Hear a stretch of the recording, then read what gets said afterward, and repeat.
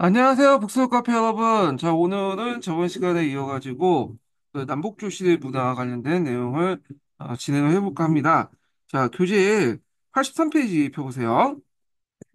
자, 남북조 시대 문화 부분인데, 여기 보면 이제, 나올 부분이 불교 외에는 별로 없어요. 이 부분에서는요. 예전에 불교 관련된 내용이 좀 나왔고요. 그렇지만 이제 한번 전반적으로 한번 살펴보는 차원에서 한번 보겠습니다. 자, 여기에서 이 남조 문화인데, 남조 문화 같은 경우에는 상당히 기존 문화가 발달됐죠. 그래서 이제 남조 문화, 육조 문화라고 하는데, 육조 문화라고 한 이유가 뭐냐면, 요 이제 그 6개 강남 6조 나라가 이제 이 문화를 이끌었기 때문에 육조 문화라고 하죠. 그래서 이때 강남의 육조는 이 남경을 이제 오늘날 수도로 해가지고 이제 진행이 됐죠. 그 오나라, 동진, 송제, 양진 이렇게 이제 있고요. 그래서 이때 이제 그 남북주 시대 때 남조 문화는 상당히 유교 외에도 여러 사상들이 이제 들어와요. 그래서 뭐 노장 사상도 있고 불교도 유행됐고 이런 것들이 이제 있고 특히 불교가 널리 유포되기 시작하는데 처음에 후한 때는 그렇게 불교가 유포되지 않았어요. 근데 남북조 시대에 들어가면 전량기잖아요. 그러다 보니까 사람들이 이제 현세 문제보다는 내세 문제에 관심 있고 사회가 불안하다 보니까 이제 종교에 위탁하는 경우가 많겠죠. 그러다 보니까 이 불교가 상당히 유행되기 시작했다. 이렇게 보시면 되고 그다음에 노장 사상에서 이제 좀 더 나은 게 청당 사상 같은 게 등장했고요.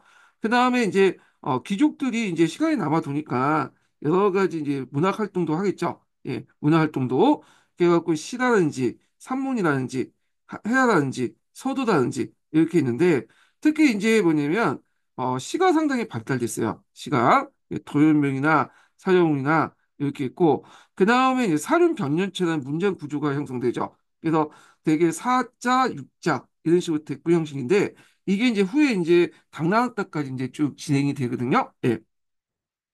자, 그래서 이 남조 문화의 특징은 이제 기존 문화가 되게 발달됐고, 그리고 이제 앞에 언급한 것처럼 육아 외에도 다양한 문화들이 이제 습득됐다. 그래서 이제 요걸 이제 볼 수 있는 것이 그 당시 안시 가온에서 이제 요 내용에서 볼 수 있거든요. 그래서 이제 여기 보면 그 당시 이제 이 안시 집안에서 배워야 할 것이 뭐냐 이런 것들을 적어놨는데 여기는 유교 외에도 선악 그다음 그림이나 그다음에 산술, 우술, 역술, 비파, 운동 경기 같이 다양한 학문 습득을 강조하는 이게 가온이 이제 들어가 있다는 거. 그래서 유교 외에도 상당히 다양한 것들을 습득했다. 이렇게 이제 보시면 되고요. 그리고 이제 서양 문화, 특히 불교가 들어오면서 문화의 다양성이 확대됐고, 그 다음에 이제 여기 보면 여기는 안 나왔지만 여기 나왔네요. 예. 노장 사상 같은 것들이 유행했다. 그래서 이제 그 당시 이 노장 사상을 바탕으로 해서 뭐가 이제 형성됐냐면 중립치전이라고 유명하죠. 중립치전이 형성됐죠. 그래서 이들은 이제 유교의 어떤 예교적 형식주의에 대해서 가차없이 비판을 가하고 이 노장 사상에 대해 참신한 해석을 통해서 이걸 사상적으로 발전시켰다. 이렇게 보시면 될 것 같아요. 자, 그리고 이제 또 이들에 의해서 또 첨당 사상 같은 것들이 이제 발달됐다. 이렇게 좀 기억을 해두시고, 그 다음에 이제 불교가 발달됐고, 개인주의적, 인간중시적 염세주의들이 유행했다. 근데 이제 이런 남존문화의 특징은 서민 문화가 아니라 그 지배층의 위주의 문화예요. 예. 그리고 돈 많고 시간이 남아도는 그런, 어, 뭐냐면 지배층 위주의 문화였다. 이렇게 이제 보시면 돼요. 그럼 여기에서 이제 첨단사상 관련된 내용을 좀 볼 텐데, 첨단사상은 여기 제가 이제 뜻풀이를 좀 해놨는데, 자, 그 당시 귀족적 지식인들이 세속에서 벗어나 행했던 정치 위판, 인물 평론, 노장 사상을 바탕한 철학적 논의를 첨단 사상이라고 한다. 이렇게 이제 보시면 될 것 같아요. 그래서 이제 서진, 동진, 남조에서 유행이 됐던 사상이고, 자, 이런 것은 이제 문학과 예술이 또 결합되는 어떤 형태를 띠고 있다. 예, 첨단 사상과 노장 사상이 이런 것들 이제 예술과 결합돼 갖고 또 정치와 또 결합돼서 했던 것들이 첨단 사상이고요. 그래서 이제 중립치전주의 제일 유명했던 사람이 뭐 완적 같은 사람이에요. 그래서 뭐 우리가 배관시하다라는 말도 이 사람이 이제 처음 썼다고 그러거든요. 자, 그래서 이제 요 내용인데 요 관련된 내용을 한번 읽어보겠습니다. 네, 1711번하고 1712, 아, 아, 711번하고 712번 한번 읽어볼게요. 자, 중립주의는 유교의 예교적 형식주의에 대한 가차없는 비판을 가하고 노장 사상에 대한 참신한 해석을 위해 이를 사상적으로 발전시켰다. 그래서 그 왕적의 예가 있는데 요거 뭐 각자 읽어보시고 자, 특히 후한만의 난세 고독한 인간 존재 자아의식을 인식을 출발하여 시간의 속박에 벗어나 자연적 존재 신선이죠. 신선을 동경하게 되었고 그 결과 일체 유교적 도덕 가치를 부정하고 신비적인 자연세계를 추구하게 되었다. 동계에 있는 내용이고요. 그 다음에 이제 그 712번 내용을 보겠습니다. 자, 청당의 풍류는 동진 남주에서 여전히 유행했다. 귀족들은 유교를 명분만 중심 명교라고 비판하면서 속세를 등지고 자연과 합의를 나누는 탈속적인 사상은 문학과 예술들을 결합해서 화려한 문화를 꽃피웠다.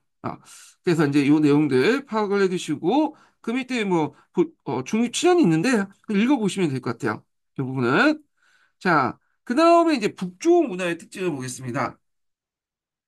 자, 북주의 문화는 이제 좀 유목민 문화가 많이 좀 깨어다 보니까 북방적 성격이 강하고 좀 강견하고 소박하다. 예, 소박하다고 하는데 이게 많이 좋아서 소박한 거지 좀 약간 볼볼이 없다. 이렇게 보시면 돼요. 그래서 이제 유교 문화가 중국 문화에 동화하는 과정에서 나왔고요. 그리고 이제 유교적 권위가 존속해서 왕이 귀족보다 좀 능가하는 그런 모습인데 앞에서 이 남조 같은 경우에는 황제, 이 황제라는 존재가 귀족보다 좀 아래였죠. 예, 그래서 물론 권력은 가지고 있었지만 사회적 권위에 있어서는 귀족보다 그 아래였잖아요. 그래서 권력과 권위가 분리되는 그 형상도 있는데 자, 북방은 좀 달랐어요. 그래서 이 황제, 왕이 그 당시 권력도 가지고 있었고 권위도 가지고 있었어요. 예.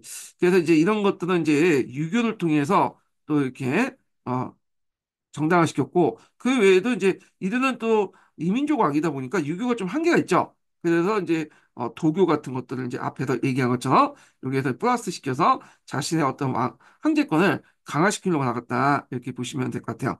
그 다음에 또 그 불교도 발달했는데 불교도 황제의 권위를 이제 강화시키는데 이용했죠. 물론 도교하고의 권력 다툼 때문에 한 두세 번에 걸쳐서 불교 탄압은 있긴 있었지만 불교가 상당히 이제 황제권을 강화시키는 데는 상당히 유용한 장치가 되죠. 그러다 보니까 국가의 보호하에 발견했고 호국불교 성격을 갖고 있다.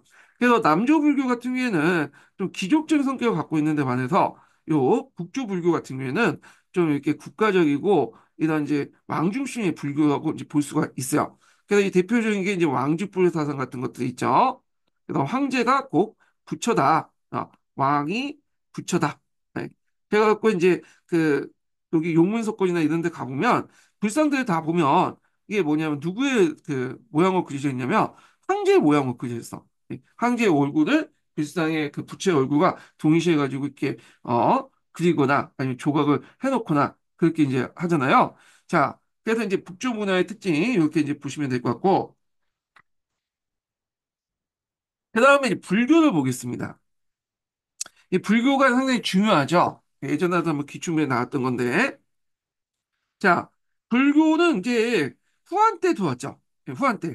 근데 후한 때 들어왔던 불교는 좀 약간 이제 뭐냐면 뒤에 있지만 좀 사이비 불교와 비슷해.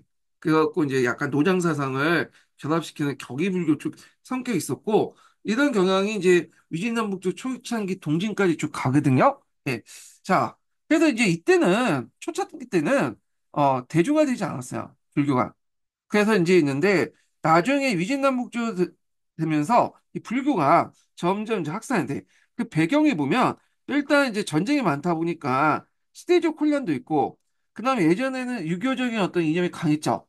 근데 이제 유교적 중화주의가 쇠퇴되기 시작했고 그다음에 또 윤회 3세, 네세가 있으니까 이 시대적 혼란을 살펴하기 위해서 내세라든지 그런 건데 종교에 의지하잖아요.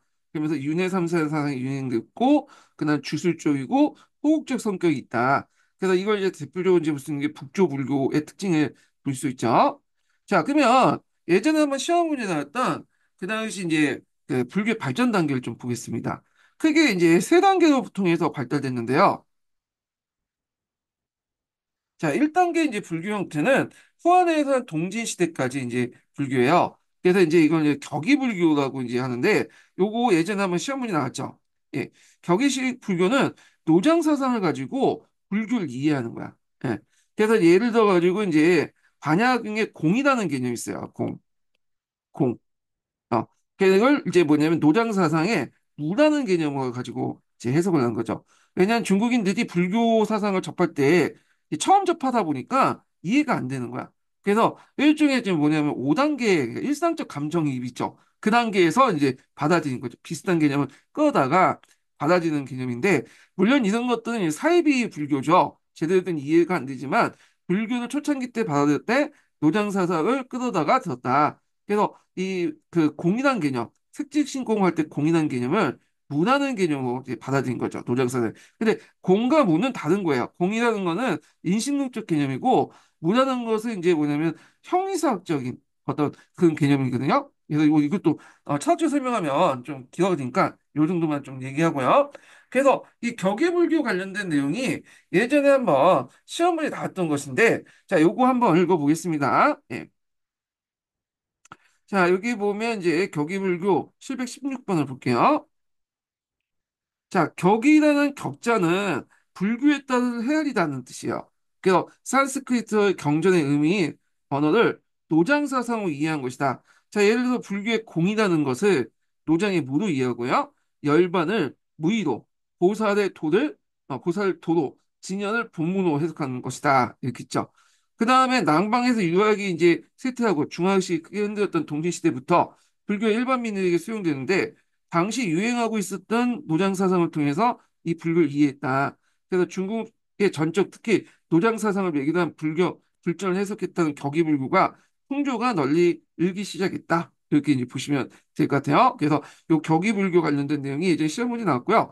우리나라도 이제 고구려가 초창기 때 불교를 받아들일 때 요 격의불교 형태로 이제 받아들였다. 이렇게 보시면 돼요. 근데 여기에서 이제 주의할 건 뭐냐면 어떤 분은 이제 이 노장 사상이라고 하니까 이거 도교 아니냐. 그러니까 도교를 통해서 불교를 이해한다. 이렇게 이제 하신 분도 있는데 요거 잘못된 이해죠. 왜냐면 도교는 이제 그 후에 격의불교 이후에 이제 맡은 거고 그리고 도교하고 도가는 달라요. 예, 똑같은 게 아니에요. 예, 그래서 도가는 사상이고 이건 종교야. 도가가 그 도교의 어떤 그 이론의 바탕이 됐긴 했지만 의미가 달라요, 완전히. 예. 그래서 도교를 가지고 불교를 이해한다. 그건 틀린 거야. 그래서 노장 사상을 통해서 불교를 이해하는 단계가 격의불교다. 이렇게 이제 이해를 해 주셔야 돼요.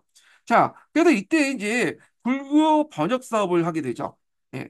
그 고역경을 이제 번역인데 보통 이제 인도에는 여러 언어들이 있잖아요. 근데 이제 주로 그 당시 우리나라에서 왔던 불교 경전은 범어로 이제 적혀 있었어요.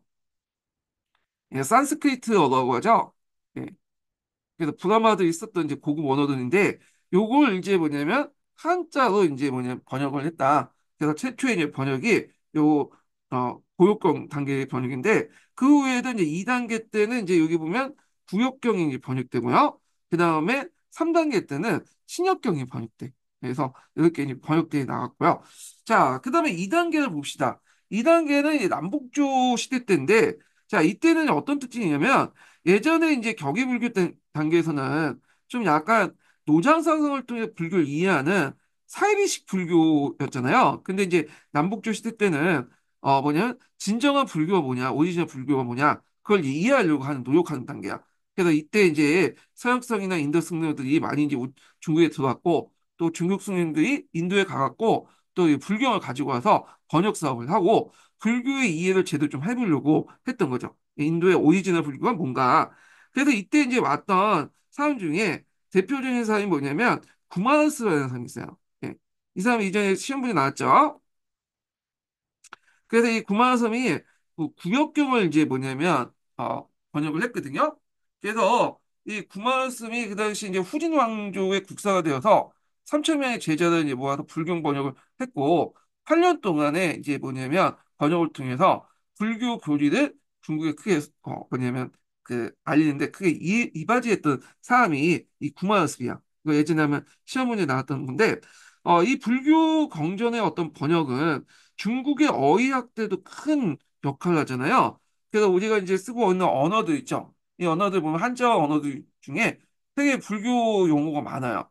그래서 뭐 지금 이판사판도 불교 용어고 강당이라는 말도 불교 용어고 우리가 이제 점심 먹는다 해서 점심 있잖아요. 이런 것도 불교 용어고 지옥이니 뭐 이런 청당이니 뭐 이런 것도 다 불교 용어잖아요. 그래서 이렇게 해서 이제 중국인의 언어의 어떤 어휘를 늘려주는데 큰 역할을 했다 이렇게 보시면 돼요.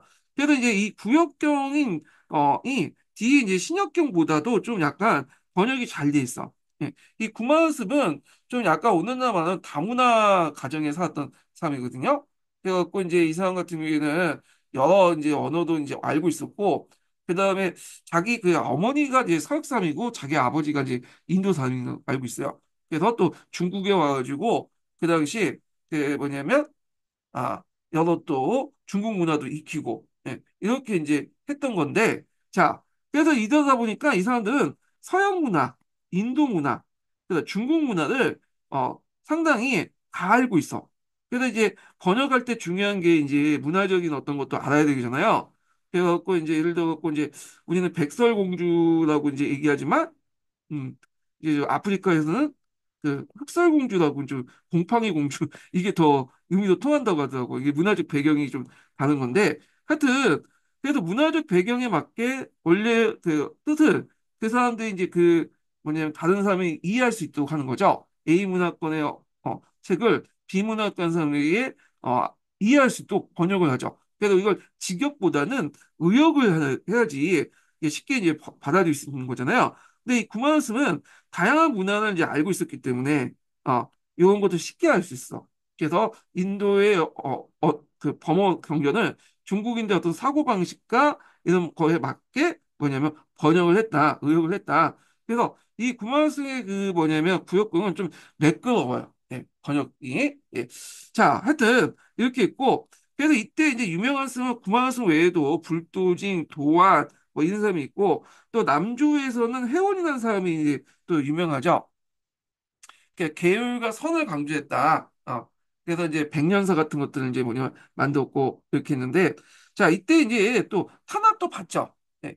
그래서 이제 우리가 알고 있는 이제 삼무일종의 범란인데 그 삼무일종의 범란 중에 이제 남북조 시대 때 범란은 두 개가 있죠. 북의 태무제 때와 북주의 무제 때 요거죠. 자, 그 후에 이제 당나라 무종 때 후주의 뒤에 얘기지만 세종 때 이제 또 탄압을 받는데 자 이때 이제 그 삼무일종의 법난을 통해서 이제 불교가 이제 어떤 식으로 이제 됐냐면 국가와 귀족에서 이제 벗어나서 어, 자생적인 방법으로 나갔다. 자생적으로 나갔다. 예. 그래서 이제 여기 적어놨는데 국가와 민족, 귀족의 보호하서 자생적인 자식으로 나갔다. 그러니까 이제 대중화가 더 강화됐다. 뿌리를 이제 내렸다. 이렇게 보시면 되죠. 이제 국가의 권력을 도움 없이도 이제 민중들이 확산되면서 이제 그 대중화를 확산시켰다. 뭐 그렇게 이제 보시면 될 것 같아요. 자, 그 다음에 3단계의 불교가 이제 뭐냐면, 자, 2단계까지는 이제 오리지널 불교를 이제 익혔죠. 그리고 이걸 바탕으로 중국의 문화와 결합돼. 그래서 이 오리지널 불교를 중국의 불교 그 문화와 결합된 그런 불교를 만들어요. 그래서 불교가 중국화된, 근데 이게 순화 당락 때죠. 그래서 중국화된 불교 중에 대표적인 게 뭐 청태종, 선종, 정토종 이런 것들이 유행돼 있죠. 그 중에 이제 우리가 알아둘 거는 선종이 되게 유명하죠. 그래서 지금 이제 불교 종파의 이제 대다수는 선종이 주류예요. 선종이. 그리고 정토종이 있는데 선종 같은 경우에는 참선을 강조하잖아요. 그래서 지식인들이 주로 이제 믿었어. 예, 이게 나중에 성리학에도 영향을 미치죠. 근데 정토종 같은 경우에는 주로 이제 이게 뭐냐면 부처가 되는 것보다는 어디에 서방 정토로 가는 데 있거나 미륵보살이 자기를 구원하는데 초점을 맞추잖아요. 그러다 보니까 이건 대중적인 불교야. 그래서 이 정토종은 뭐 중국뿐만 아니라 음, 우리나라든지 중국이라든지 이런 것들 정토 사상이니 뭐 정토종이 승립하면 대중화가 된다는 게 있는데 그래요. 근데 우리나라 같은 경우에는 선종과 정토종이 약간 비슷한 의미로 해가지고 대중적인 종교로 이제 인식되고 있는데 중국에서는 그런 건 아니에요. 중국에서는 정토종은 대중, 선종은 뭐냐면 그 그렇게 이제 지식인들 중심으로 했어. 예, 왜냐하면 참선하려면 또 돈이 많이 들고 시간도 많이 드는 그 작업이잖아요. 그래서 이제 하여튼 이런 등등 해갖고 이제 했다. 그렇게 보시면 되고.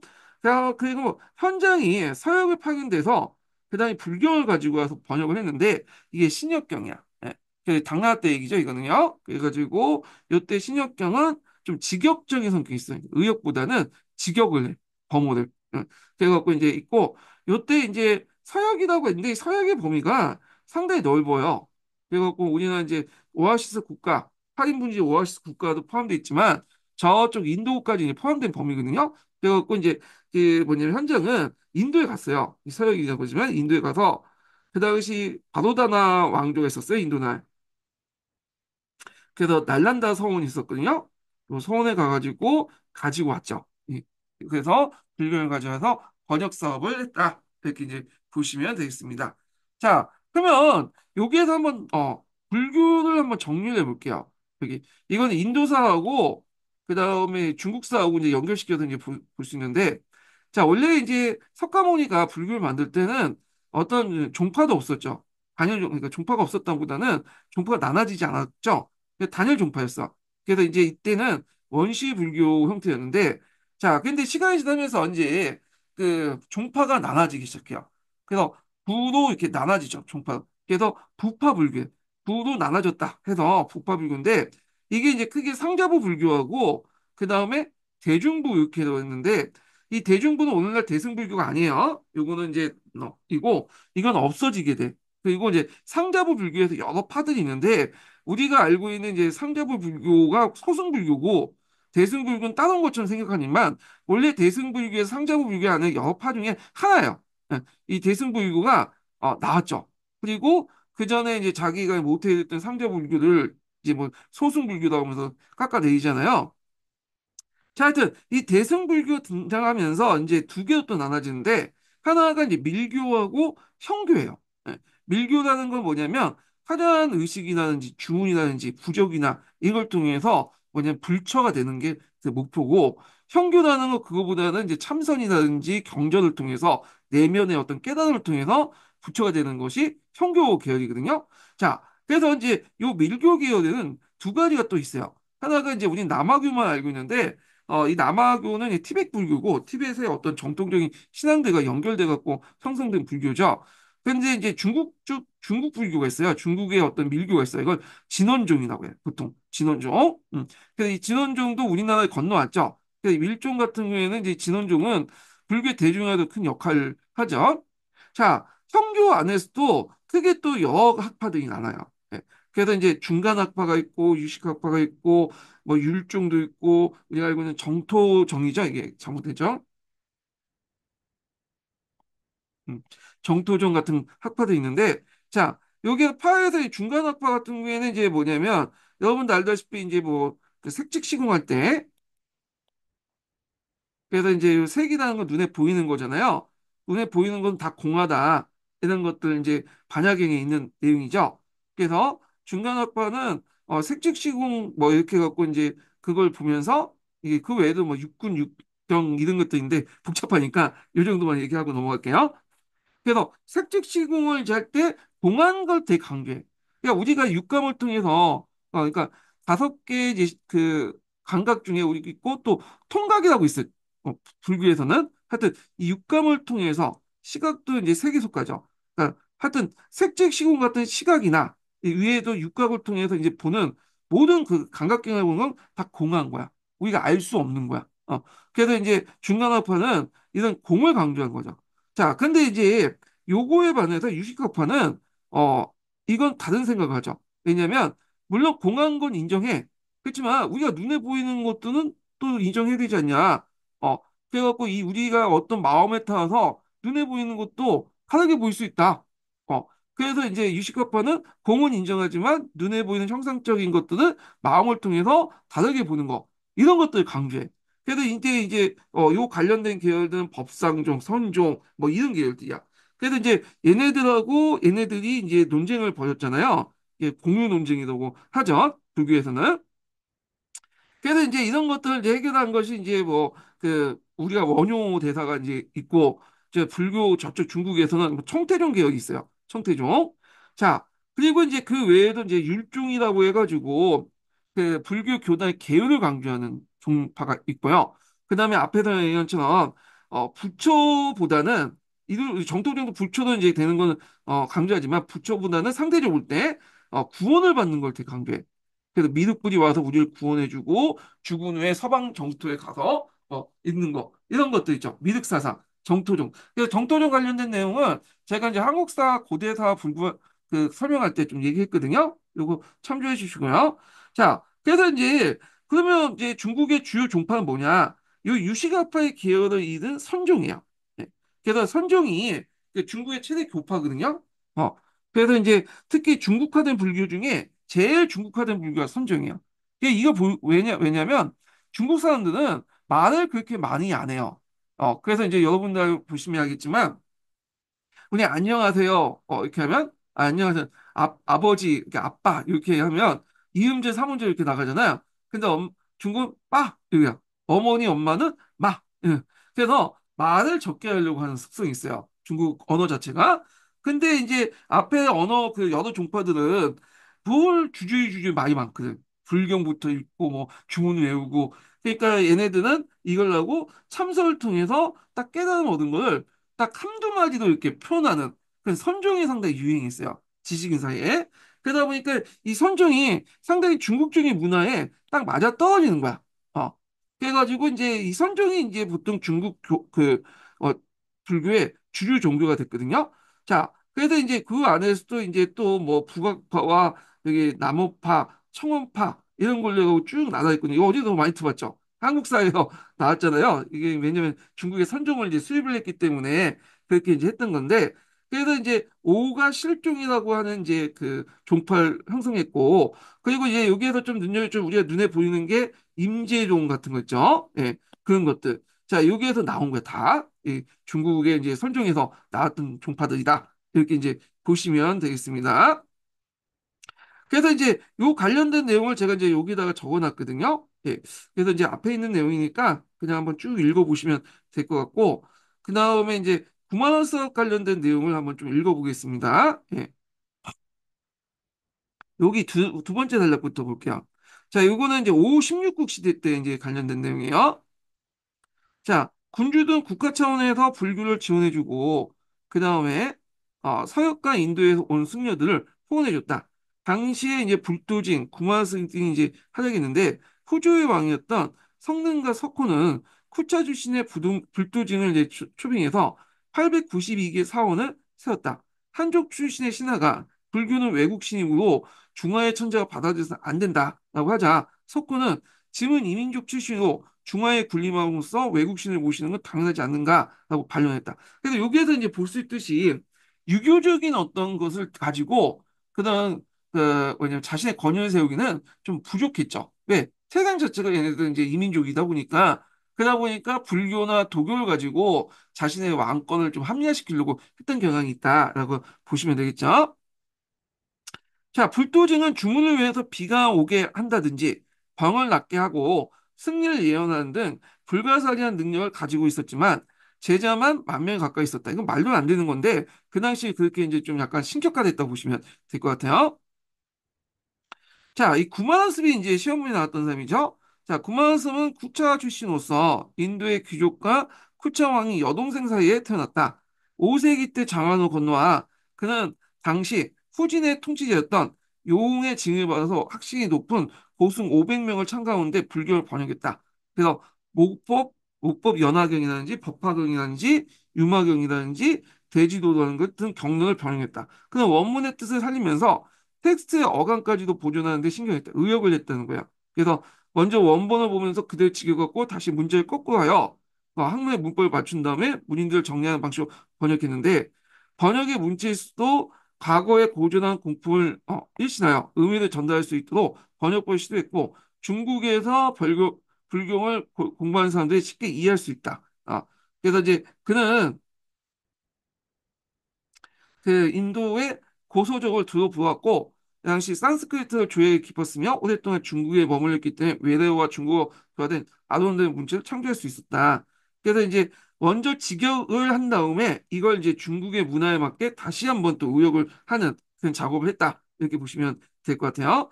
뭐 하여튼 이게 있고 그 다음에 이제 이렇게 이제 일련의 불교 불전 번역을 통해서 새로운 어법과 어휘가 끊임없이 수입됨에 따라서 중국어의 어휘가 확장되는데 뭐 여기에 뭐 짐승이라든지 현행이라든지 세계, 실제 등등등등 다 이 불교 용어죠. 예. 자, 그래서 이제 요 내용들 한번 봤고요. 그 다음에 도교는 아까쯤에 이제 좀 설명을 했죠. 그래서 이제 도교 같은 경우에는 좀 넘어가겠습니다. 여기에서 좀 그 더 추가하자면 뭐 가동의 포박자 같은 내용만 좀 봐주시면 될 것 같아요. 음. 그래서 가정의 포박자가 이제 독일의 사상적 기반을 이뤘다. 어.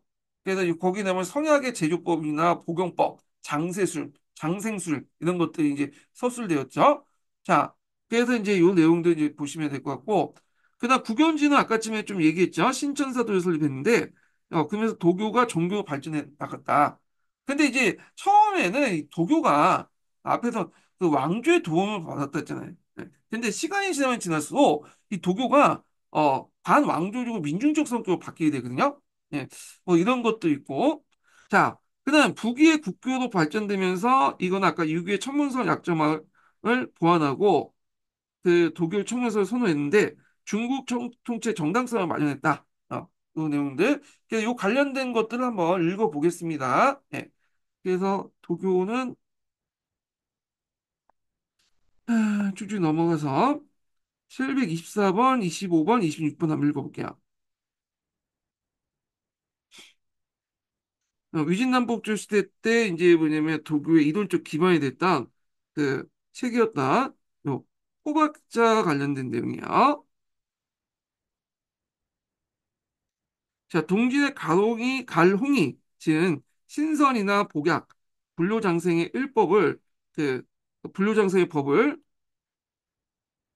서수한책으로서 내편과 외편으로 구분되며 내편은 도가의 신선 사상을 위주로 한 예언과 질병 치료를 기록했고 외편은 당시의 정치적 득실과 인사에 관한 것을 기술하였다. 그 다음에 이제 요게 왜 도교가 점점 이제 뭐냐면 반정부적인 성격을 갖고 있는가 이런 것들 이제 관련된 내용인데 여기 보면 여기 자세히 나와 있으니까 한번 읽어보시고요. 아테네에서 중국 쓰인 내용이고 그다음에 동양사 개론에 보면 도교를 받아들인 이유 요거 있죠? 요 관련된 내용이 있으니까 요거 한번 읽어보겠습니다. 자, 북위에서 이제 도교가 국교로 발전한 것은 이민족 출신의 북위 정권이 한민족의 유교 이념을 천명설을 가지고 중국을 통치하기에는 사실상 곤란했으므로 도교적 청년을 빌려서 중국 통치의 정당성을 마련한 것이었다. 자, 이에 종래의 이제 민중신앙에서 탈피하여 국가 도교로 발전하고 불교의 세력과 다투게 되었다. 자, 이러한 도교 발전은 도사 장빈을 하여금 국주 무제의 국가 통제 정책에 편승하여 다시 패부를 일으키게 하였다. 그러나 무제는 불도의 양교를 국가 권력이 지배하에 놓아두고 국가의 종교기관을 할 수 있는 도통관 지배하에 두면서 도교가 불교보다 우위에 점하는 종교주의를 취하면서 도교를 보호했다. 뭐 이런 내용도 있고요.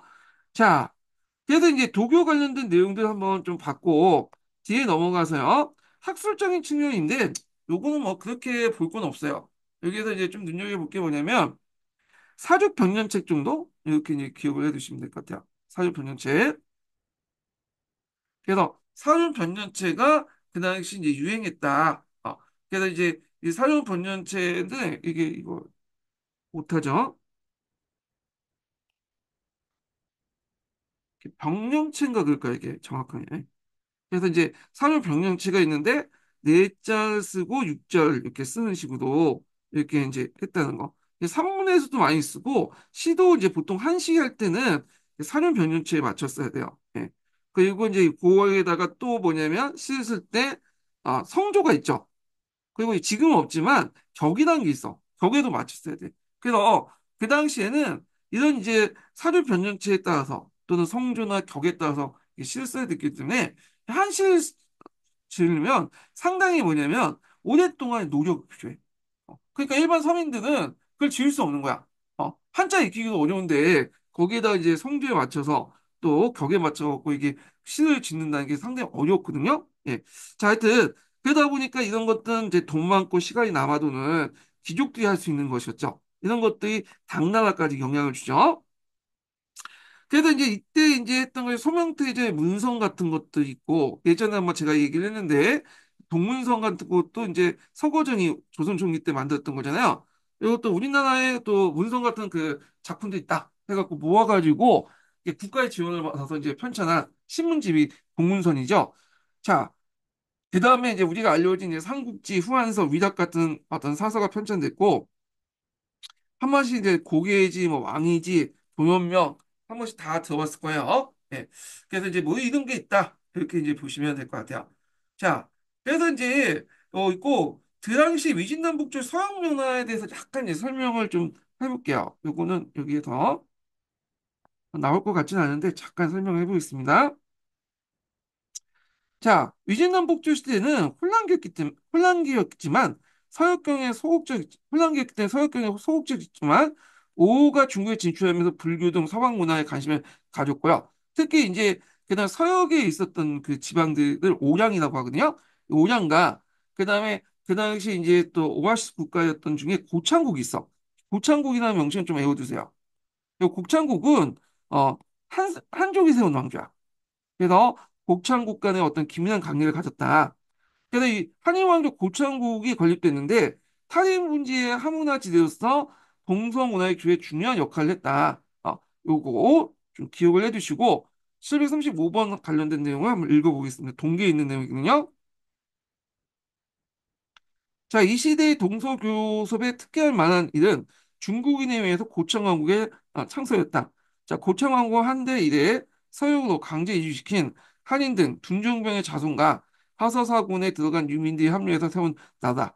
고창국은 당나라에게 멸망할 때까지 약 3세기 동안 한인들의 후손이 세운 왕국으로 서역 지방에서 뚜렷한 색채를 자랑하고 있었고, 특히 왕가의 국시는 대대로 고창왕의 지위를 있으면서 한인분지의 유일한 한문화 지대로서 동서문화교류에 중요한 역할을 했다. 이렇게 보시면 돼요.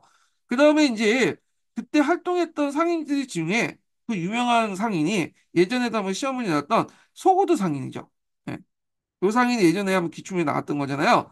그래서 뒤에 다시 한번 살펴보겠지만 요 소고드 상인들이 또 활동했다.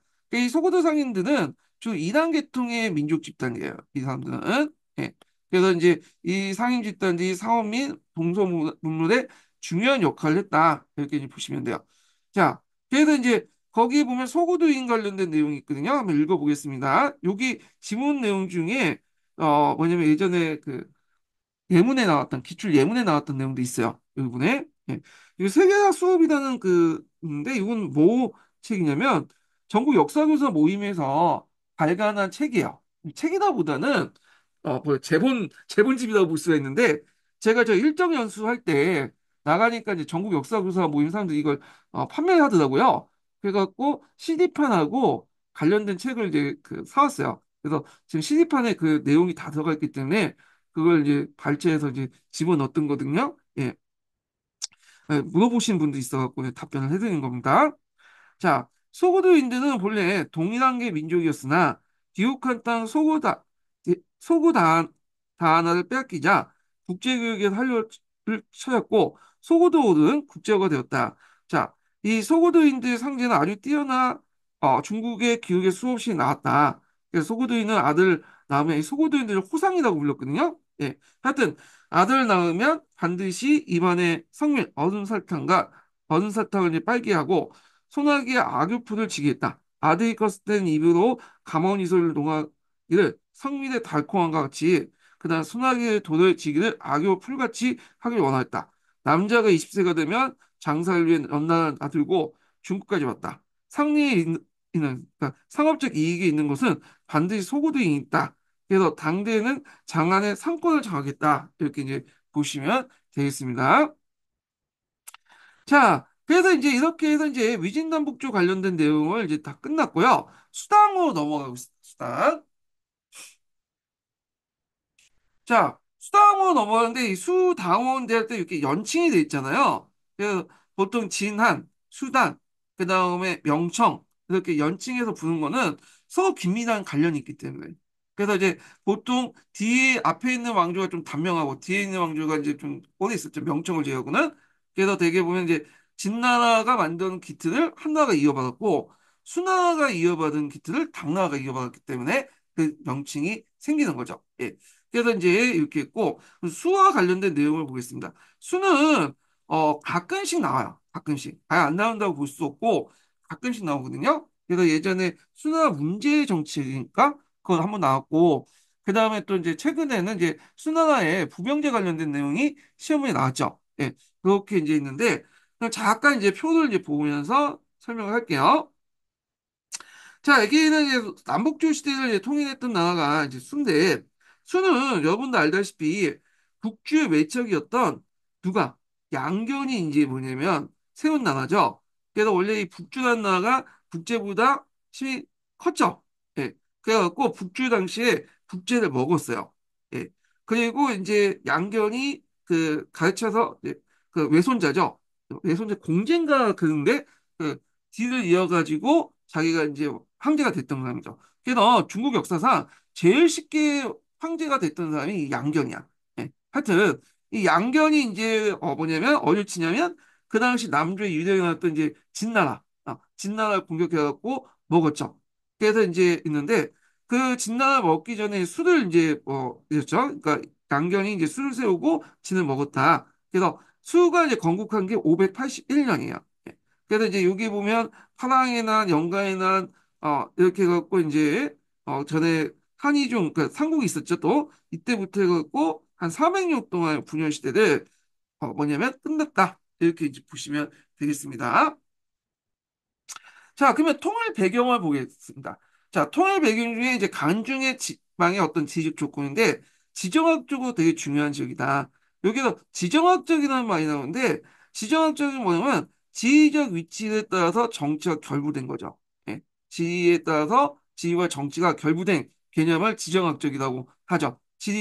이 어떤 지가, 어떤 지리적 위치가 그 정치적으로 볼 때 상당히 이제 연결돼 있는, 그러니까, 자, 뭐라고 쓰면, 지리와 정치를 서로 연결시켜서 보는 관점을 지정학적이라고요. 이게 대표적인 우리나라 같은 거 있죠. 우리나라가 보통 다른 통계자 어떤 통계자니까 군사의 5위라고 하더라고요. 예. 그러니까 핵을 제외하고. 근데 이제 우리나라가 항상 이게 5위인데도 불구하고 우리는 우리가 강대국에 생각 안 하죠. 왜? 우리보다 잘난 놈이 주변에 너무 많기 때문에. 여기 러시아도 있고 중국도 있고 일본도 있고 미국이 있잖아요.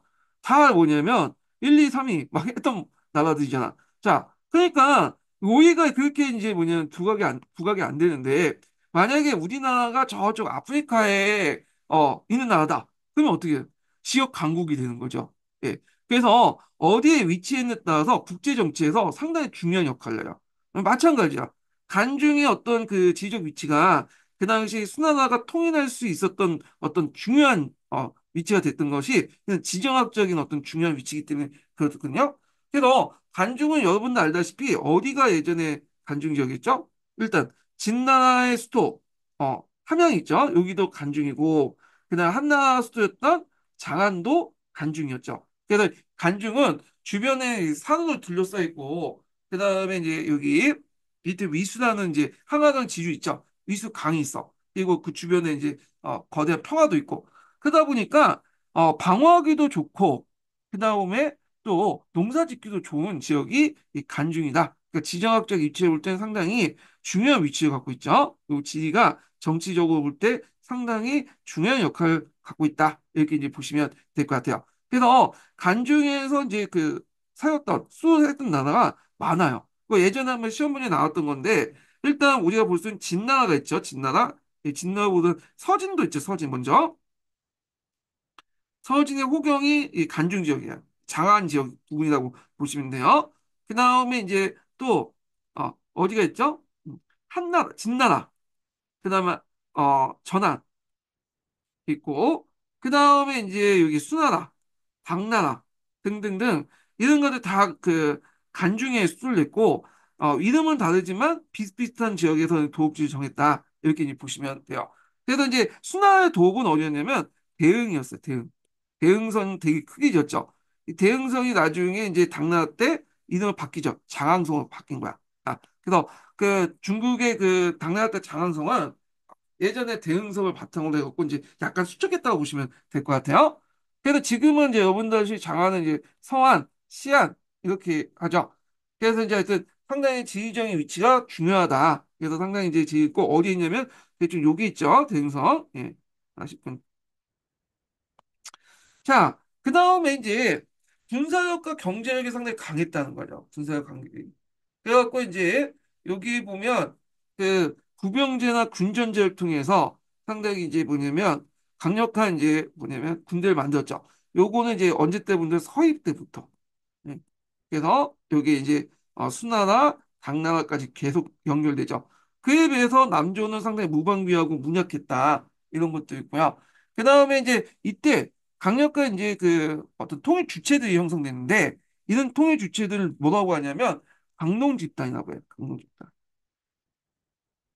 예전에 한번 잠깐 설명했는데 이걸 좀 보겠습니다. 자, 요 강론 집단이 예전에 기출문에 나왔거든요. 예. 그래서 뒤로 제가 이제 이걸 뺐어요. 이걸요. 근데 이제 여기에서 일단 설명을 하고 넘어갈게요. 자, 이게 기출에 나왔던 집단인데 원래 이 강론 집단은 어떤 집단이냐 하면 그 앞에서 이제 북위에 북방을 지키는 육진이 있었다고 했죠. 그 육진 중에 이제 무천진이라는 그 진이 있어요. 그래서 이제 이 무천진을 바탕으로 해서 형성된 집단들 강론 집단이라고 보시면 될 것 같아요. 그래서 이 강론 집단은 수당 때 중요한 정치 세력이 됐던 거고 되게 이 세력들이 북주의 정치 집단이고 수가 당으로 이렇게 계승됐고 서로 간의 어떤 이제 뭐냐면 인치가 어떤 결혼 관계 독고시 집안을 중심한 결혼 관계가 형성되는데 대표적인 게 수나라 양제하고 방나라에 세웠던 그 고종 이연이 이종 사촌 관계예요. 예. 그래서 이제 서로 연결됐다는 거. 그래서 이제 강령 집단은 이제 형성됐다. 그래서 이들은 어떻게 이제 어떤 구성원도 있냐면 그 여러 구성도 있어요. 일단 이제 우리가 이제 생각하는 그 선비족 계열도 있고 학발 부족도 있죠. 그 다음에 한인 그 부족들이 결합돼 있어. 예.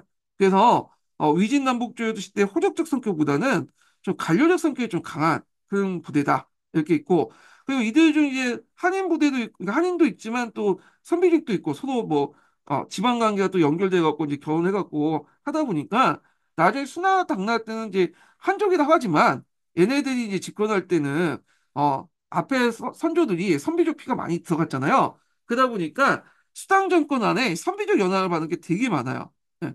대표적인 게 이제 뭐냐 왕실에서 이제 볼 수 있는 게 뭐냐면 이 누구죠? 측정무. 측정무가 누구죠? 원래는 당태종의 후궁이었죠. 물론 총애하진 않았지만 후궁이었는데 그 아들 고종이 흠모해가지고 그 당시 이제 가진 거 아니에요. 이런 것들은 중국 왕조 입장일 때는 그 한문화 정통에서는 도저히 있을 수 없는 거야. 비록 어머니는 아니죠. 생모는 아니지만 자기 그 아버지의 후궁이면 어머니 뻘이잖아. 근데 어머니가 어떻게 그 자식이 어머니를 취할 수 있어요? 이거는 저쪽 유목민족 풍속에서나 있는 거죠. 유목민족 같은 경우에는 다음 후계자인 이 칸이 자기 그 아버지의 그 뭐냐면 생물 제약은 다 후궁들 자기 부인 삼잖아요. 이런 것들이 다 이제 뭐냐 선비적 영향을 받았다 이렇게 이제 볼 수가 있는 거죠.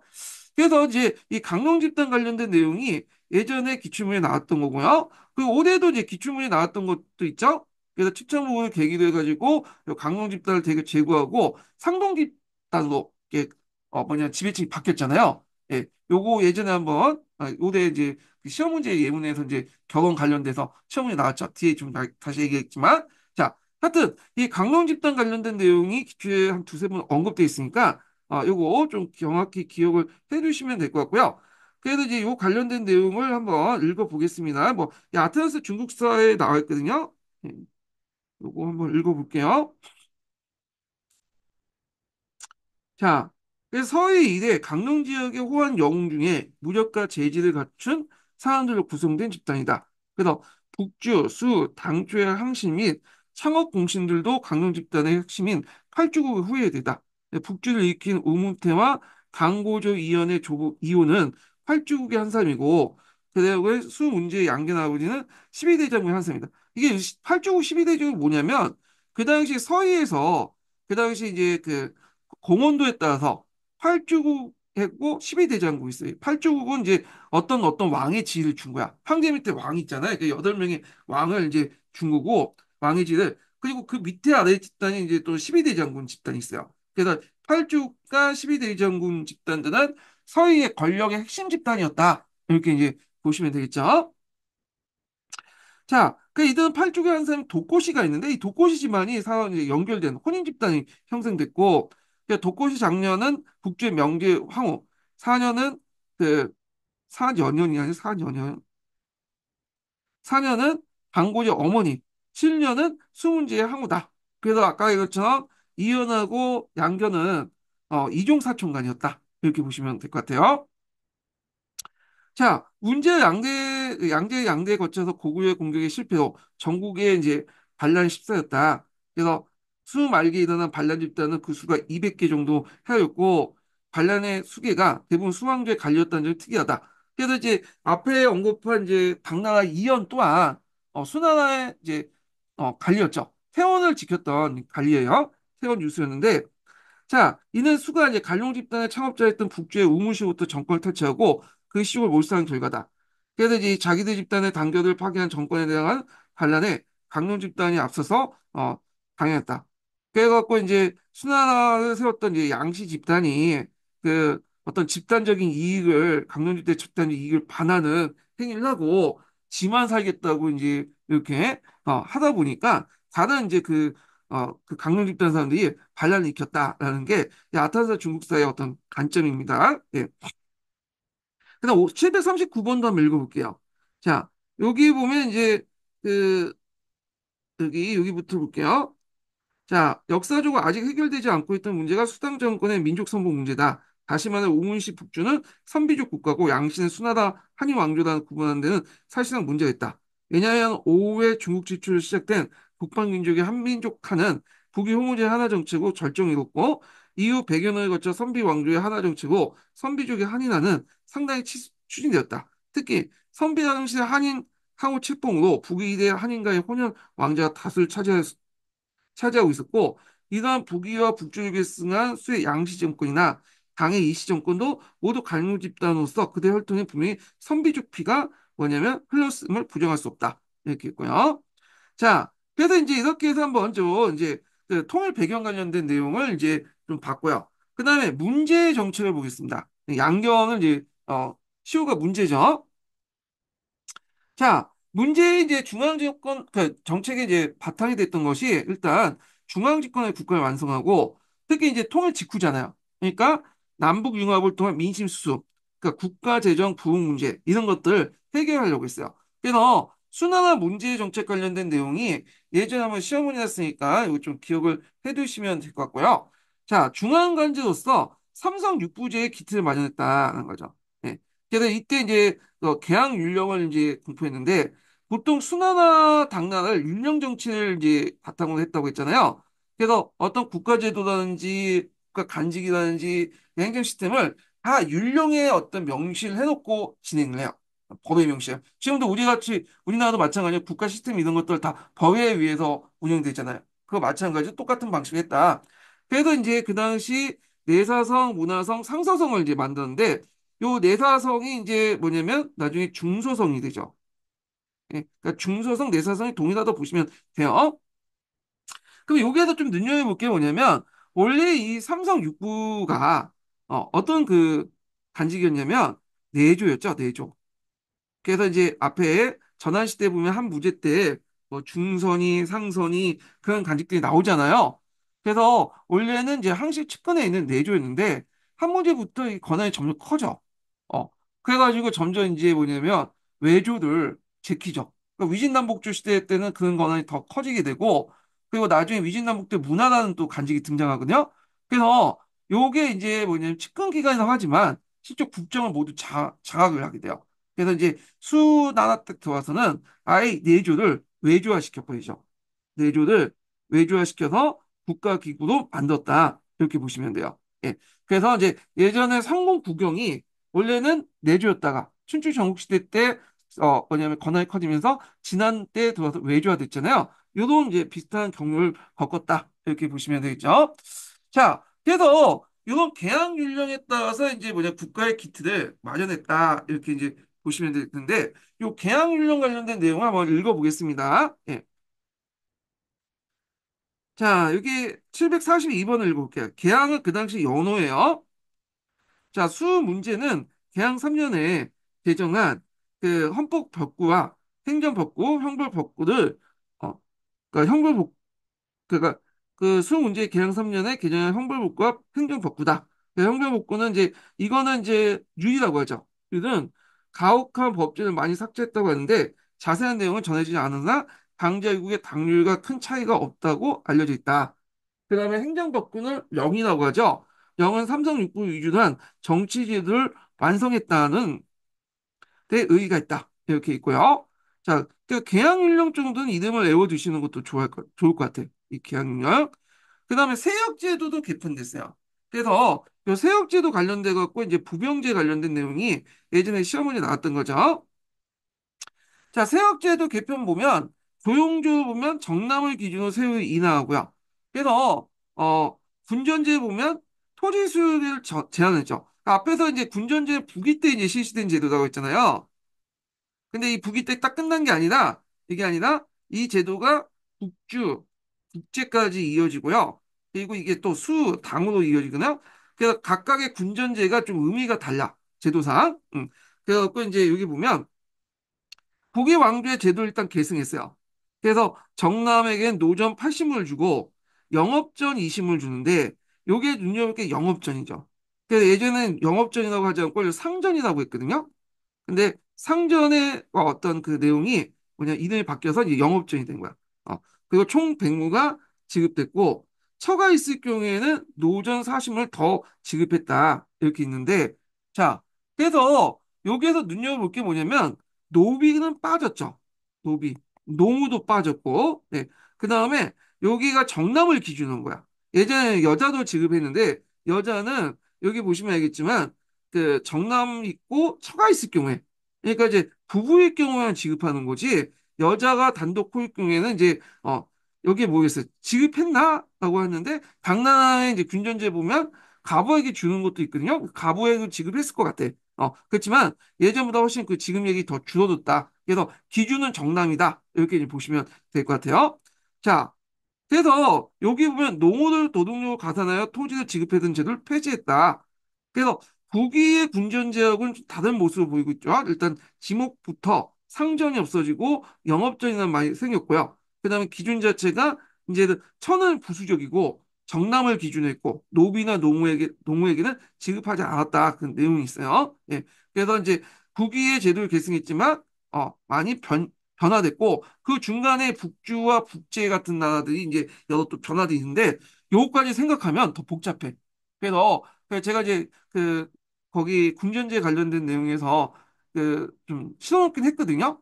강자중국서에 보면 군전제와 군전체제와 관련된 내용이 있어요.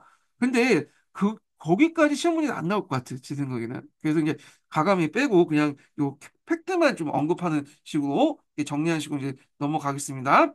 참고로 이게 이제 나중에 노조는 이게 이제 뭘로 바뀌냐면 이게 이제 영업전이 이제 바뀌는 영업전이 짝지는 게 구분전이죠. 구분전으로 이름이 바뀌어요.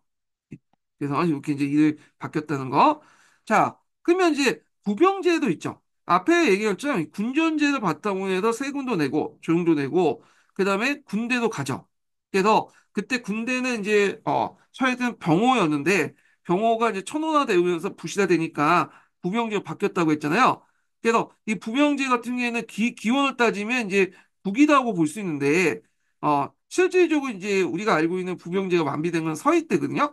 서희제도를 채택하고 그 다음에 이 균전제를 바탕으로 해서 병농일치 제도를 했다. 그래서 전쟁이 나면 뭐냐면 자기가 자기 돈을 가지고 군복도 입고 그다음 먹을 거 챙겨가지고 무기도 사가지고 참전하는 방식이죠. 자, 그래서 이제 요 내용들이 관련된 내용들이 요 수 문제 조소에도 나와 있거든요. 자, 요게 예전에 기출문에 나왔다는 거. 그래서 그 수나라 때 부병제는 어디까지 당나라 중기 때까지 가요. 예, 당나라. 그래서 당나라 때 관련돼서 요건 좀 더 살펴보기도 하겠습니다. 예. 그래서 이제 있고 그 다음에 이제 요거 하기 전에 이제 또 한번 읽어볼게요. 일단 수나라 부병제 관련된 내용이 있는데 이거 중요한 건 아닌 것 같은데 일단은 예전에 한번 나왔기 때문에 한번 보겠습니다. 이게 몇 번 있냐면 744번. 자, 요거 보기 전에 첫 번째 인증번호 알려드릴게요. 첫 번째 인증번호는 97번입니다. 네, 첫 번째 인증번호 97번이에요.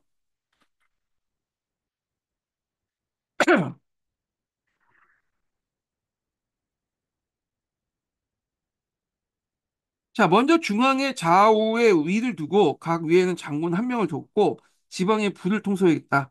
지방에는 100여 개 부가 있었으며 각 부에는 난장과 분황장을 두어 징발과 훈련, 동원 등의 병무를 맡아보겠다. 자, 이들 부병이 대상은 일반 농민이었고 농사철에 농경을 종사하고 농한기 때 군사훈련을 받으며 유사시 동원되며 군 복무를 했다. 자, 이런 점에서 수의 병제는 병노일 지제 기반 진입제도인데 거의 당나라제도 비슷하다 보시면 돼요. 이게 중국사 서설이라는 곳이 있거든요. 예.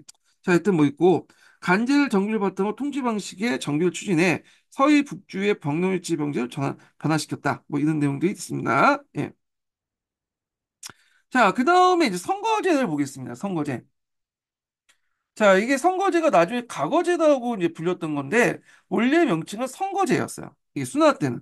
음, 과거는 나중에 이게 송나 때 생겼던 명칭이고, 그 선거라는 것은 한거 리선제 할 때, 요 선자 있죠? 요건데, 보통 이제 예전에는 그 윗사람이 아랫사람을 뽑을 때 선거를 하고 있어요.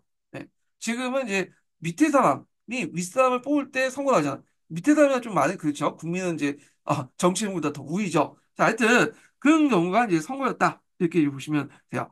자, 수학 때 이제 그 문제 때 이제 실시한 선거제는 후에 동아시아 관리 선발 방식에 크게 채용됐죠. 배경을 보면 문벌 귀족 때 어떤 간직 독점 방지, 그 다음에 관료자 후보자 필요, 다양한 지역의 인재 선발 등등 해가지고 했고, 그 다음에 양부제 때 재개한 뭐 한나라의 수요제와 호정제도 바탕으로 했다. 이렇게 이제 하고 있거든요. 그래서 이제 과목은 수제, 명경, 진사였어. 예. 그러니까 수제, 명경, 진사인데 요 수제과는 이제 뭐냐면 나중에 없어지죠. 예. 그래서 명경과 진사 요 두 개 과목이 나와요. 그래서 명경은 이제 유교 경전을 보는 거고, 그다음 진사는 시부 송책을 보는 거죠. 문학적인 능력 같은 거 이걸 본다. 그래서 이제 선거제는 그 당시에 이제 문제가 처음 만들긴 했지만 그렇게 그 당시엔 큰 비중은 없었어요. 예. 그래서 일종의 세습제의 어떤 보완 형태였다 보시면 돼요. 그 당시에는 그렇게 큰 호정은 없었다. 그렇지만 최초로 이제 선거제, 그러니까 과거제를 만들었다. 이렇게 이제 보시면 되겠죠. 예. 자, 그 다음에 이제 지방제도 정비를 보겠습니다. 자, 여기 지방제도 보면 배경을 보면 이제 위진남북조 시대에 거치면서 관리의 수가 점점 증가되고 중앙의 의사를 효율적으로 전달하는 것 같아요. 관리의 수가 증가된 게 뭐냐면 중앙에 있으면 요 중간에 어, 여러 단계의 또 뭐냐면 지방 행정구역이 있다 보니까 다단계로 되는 거죠. 그래서 그 당시에는 이제 어떻게 됐냐면 주군현 3층제로 됐어. 예. 그래갖고 예전에 2층제였잖아요. 그래서 그러니까 3층제로 되다 보니까 이거 어떻게 돼요? 관리수가 늘어날 수 있고 그 다음에 이제 늘어나죠. 그리고 이제 중앙에 어떤 보고를 할 때도 여러 단계를 거쳐야 되잖아. 안 되겠다. 그래가지고 중앙 집권을 이제 확립하고 그다음에 중앙의 의사를 그 지방에서 중앙의 의사의 그러니까 중앙의 의사를 밑에 내려보내기 위해서는 뭔가 좀 복잡한 행정 단계를 고쳐야 되겠죠. 그래서 주연의 2층제도 개편됐다. 이렇게 보시면 될 것 같아요. 그래서 이제 태수와 자사의 권한도 축소했다. 그래서 자사의 군사권과 주권을 폐지하고 이렇게 했고요. 그 다음에 이제 총관부를 설치했어요. 총관부. 그 원거리 지방에서 여러 주의 병권을 총괄하고 총괄은 황제가 임명했어. 그런데 그 나중에는 아예 총관부파저도 폐지해서 모든 군사권을 중앙에 기소시켜. 예. 그다음에 순성 순문화였고 여기 뭐냐면 여러 지방에 돌아다니면서 그 당시 그 뭐냐 풍속관청하죠. 중앙관을 파견해갖고 일종의 이제 고려 안찰사나 뭐 이런 것처럼 돌아다니면서 이제 관리 감독하는 거야. 예. 자, 그다음에 지방 간 인사제도를 이제 개편해가지고 그 당시 이제 인사제도에서 중앙 2부에서 국품 이상 지방과 속간까지 다 임명해. 예전에 속간은 주로 자사와 태수가 임명했거든요. 그러니까 이런 것들을 이제 뭐냐면 했다. 이렇게 좀 보시면 될 것 같아요. 그래서 보통 한가 위진남북조 시대 때는 이 속간 같은 경우는 되게 보면 지방 호력계에 세습됐는데 중앙에서 뭐냐면 지방적 임명하는 방식으로 바뀌었다. 그 인사청탁을 이제 폐단을 제거했다. 이렇게 보는데 요 관련된 내용 한번 읽어보겠습니다. 749번에 있는 내용이군요.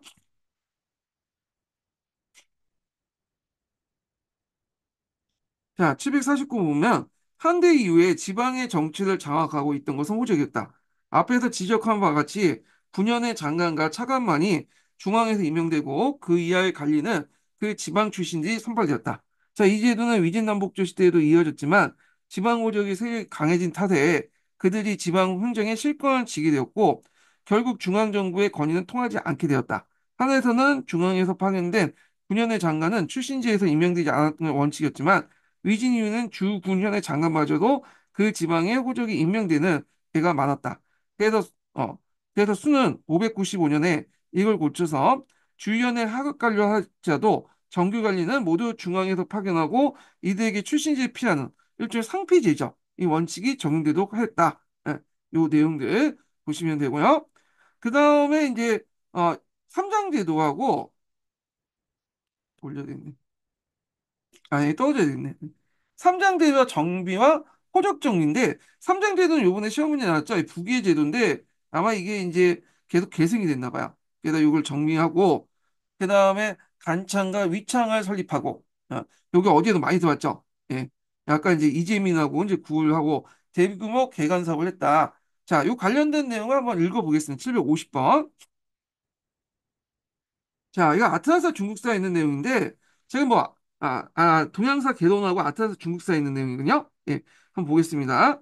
자, 오가는 일부를 일당으로 당장을 들어서 항리에 대한 국가 통제를 강화하고, 그다음 호구와 부역을 감독했다. 자, 이런 삼정제 기초에 정부는 매년 정원에 이장과 당장을 꼭 호구 조사를 철저히 실시하도록 했다. 자, 그 다음에 이제 철저히 호구 조사를 통해서 589년에 3,100여 개의 3,100여만 구가 606년에 4,600만으로 증가했고 17년 동안 1,500만이나 더 파악하게 됐다. 수 문제 말년에 창고에 쌓인 양국을 정부가 50년에서 60년 동안 사용할 많이 양이 돼서 사용할 만한 양이 되어 고금의 국가가 부여하기엔 수많은 적이 없다. 어, 그래서 이제 활동도 국민의 급속도로 불어났다. 이렇게 있죠. 자, 그 다음에 이제 대흥성을 건설했어요. 대흥선. 응. 그래서 장안, 그러니까 이때 장안은 한나라 그 장안을 얘기해요. 한나라 장안의 남동쪽에 건설했다. 그래갖고 아트라스 중국사에 보면 이제 거기 그 지도가 있더라고요. 한번 참조해 주시고요. 그래갖고 이제 대흥성을 건설했는데 이 대흥성은 후에 당나라 장안이 돼. 이름이 바뀌어서. 이제 주례에 입각해서 건설했다고 하거든요. 그 다음에 우리가 이제 양재만 대운하를 건설한 걸로 알고 있는데 그 양재뿐만 아니라 그 당시 이제 그 문제도 대운하를 건설했어요. 그래서 강통구하고 상향동이 그 뭐냐면 남조 정벌 목적으로 왜냐면 아직까지 수 이전에 건설한 것 같아요. 그래서 위치를 보면 되게 이제 여기를 건설했던 것 같아. 여기. 예. 그래갖고 이제 여기를 건설했다. 자, 그리고 이제 있고 고구려 침입. 이거는 우리나라 역사죠. 우리가 이제 성우 양제 때만 고구려 침입을 생각했는데 양제 이전에도 그 당시 이제 그 수 문제 때도 고구려 침입을 했어요. 왜냐면 수가 요소 지역을 이제 말가지로 동원해서 선제 공격을 했으니까 그의 보복 차원에서 이제 수나 문제가 동원했거든요, 병력을. 근데 어 그 폭풍의 이제 그 폭풍 때문에 태풍 때문에 물러났다. 그 기록이 있어. 예. 자, 뭐 이렇게 있고 그래서 이제 요 관련된 내용 한번 읽어보겠습니다. 예. 752번하고 753번 한번 읽어볼게요. 자, 문제는 북주의 수도 장안의 남동쪽에 대흥선을 건조했는데 위수의 모래에 많아 배가 다니기 불편했다. 자, 이런 문제를 이제 해결하고자 대흥선을 향해 되는 운할파고 이제 강통고가 있고 그 다음에 제가 그 587년 해수와 양자강이 오래되니 상향도를 개선했는데 이것이 남조정부에 있다. 이게 제가 잘못 설명한 부분인데 상향동이네요. 강통굴 잠깐 위치가 중요한 건 아니지만 일단 여기가 이제 강통구고 여기가 삼양동이야. 예. 여기 삼양동이 이제 뭐냐면 어, 그 남조 정보에 관련된 내용이니까 요거 좀 기억을 해두시면 될 것 같아요. 예. 수정해서 좀 봐주시고요. 예. 자, 그래서 있고 제가 이제 여기에도 이제 해놨어요. 예. 여기에다가 수나 대우나 관련된 내용이 있거든요. 예. 이건 좀 뒤에 나중에 좀 얘기하고요. 그 다음에 이제 고구려 침입 관련된 내용을 한번 보겠습니다. 자, 고구려가 이제 수와 국경을 접한 요동 방면을 점령하고 북방의 돌골과 통하는 위치에 있었기 때문이다. 어, 어, 그 북방의 돌고가 통하는 위치에 있었기 때문이다. 그래서 이제 수와 고구려의 군장 관계가 긴장된 결과 598년 전쟁이 났고 문제는 대군을 보냈지만 결국 그는 태풍이 불어서 정부에 실패했다. 이렇게 이제 있는데 이에 대해서 이제 신채호 같은 경우는 태풍이 아니라 이정기라는 장군이 와갖고 쳐부셨는데 기록이 안 됐다. 뭐 이렇게 주장을 해요. 예. 자, 그래서 이제 이렇게 해서 순환과 이제 문제와 관련된 내용을 이제 봤고요. 양재에 관련된 내용을 보겠습니다. 양재 관련된 내용은 예전에 그 12년 기출문제에 언급됐었어요. 12년. 그래서 우리가 이제 알고 있는 이제 양재 같은 경우에는 대규모 토목공사를 해갖고 대운하를 건설한 걸로 유명하잖아요. 그 다음에 고구려 정보에 관련된 내용이죠. 그것 때문에 이제 망했던 건데, 자, 요거는 제가 이제 좀 쉬었다가 양재 관련된 내용을 진행을 하겠습니다.